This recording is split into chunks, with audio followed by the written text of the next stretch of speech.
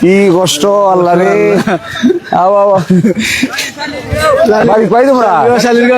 হ্যাঁ শালিরগাঁও।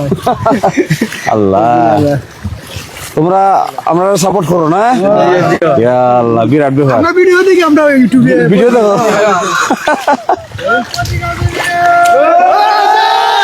আও আও আও।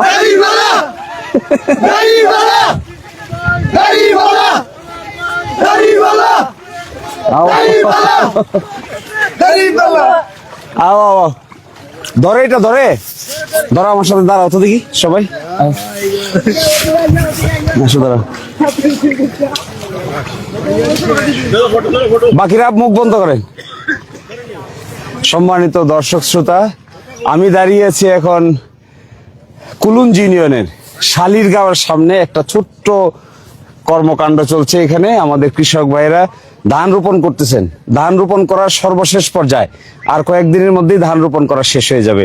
এই ভাইদের বাড়ি এই শালিরগাঁওর বিভিন্ন বাড়িতে। তো এইটাই দিরাই সাল্লার আসল চরিত্র। এখানেই জমি জমা হয়, এখানেই এখন ধান হয়, এক সময় পরে ধান কাটা হয়, আবার হাওর হয়ে যায়, সবকিছু পানির নিচে চলে যায়, আবার কার্তিক মাসে আস্তে আস্তে ভেসে ওঠে। তো এই জীবন চরিত্রের মধ্যেই আমাদের জীবন। আমরা এদেরকে নিয়ে বসবাস করি। এদের জীবনের উন্নতি করাই হলো আমাদের মূল উদ্দেশ্য। এদেরকে যদি ভালো করে কাজ শিখিয়ে বিভিন্ন জায়গায় কর্মকাণ্ড করা যায়, তাহলে এখানকার অর্থনীতিতে বড় ধরনের পরিবর্তন আনা সম্ভব। দেখুন কত কষ্ট করে সনাতনী কায়দায় তারা কৃষি কাজ করে। তো তাদেরকে আমি আমার অন্তরের অন্তঃস্থল থেকে ধন্যবাদ জানাই। তারা আমাদেরকে দেখে উচ্ছ্বাস প্রকাশ করেছেন, আবেগ প্রকাশ করেছেন। আমি মনে করি এই দিরাই এবং সাল্লার এই হাওর অঞ্চলের মধ্যে যদি পরিবর্তন আনতে হয়, তাহলে এখানে শিল্প ইন্ডাস্ট্রি গড়ে তুলতে হবে। এদের হাতে কাজ তুলে দিতে হবে। বাড়িতে বসে যেন তারা কাজ পায় এর ব্যবস্থা করে দিতে হবে। বছরে বড় একটা অংশ তাদের কোনো কাজ থাকে না।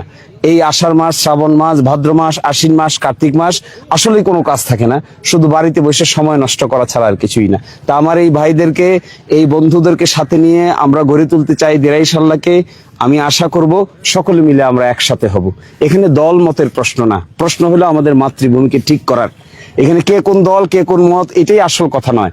আসল কথা হলো সকলে মিলে আমরা যদি এটাকে ঠিক করতে পারি, তাহলে এর সুবিধা নারী পাবে, পুরুষ পাবে, কৃষক পাবে, সকলেই পাবে। তা আমি আমার এই ভাইদেরকে আজকে উদ্দেশ্য করে এতটুকু বলে যাব যে চলেন আমরা সবাই একমত হই, একসাথে হই, তারপরে গড়ে তুলি আমাদের নতুন মাতৃভূমি।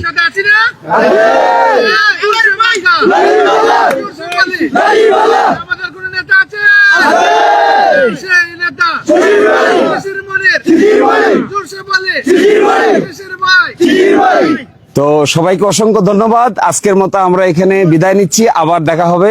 আসসালামু আলাইকুম এবং আদাব।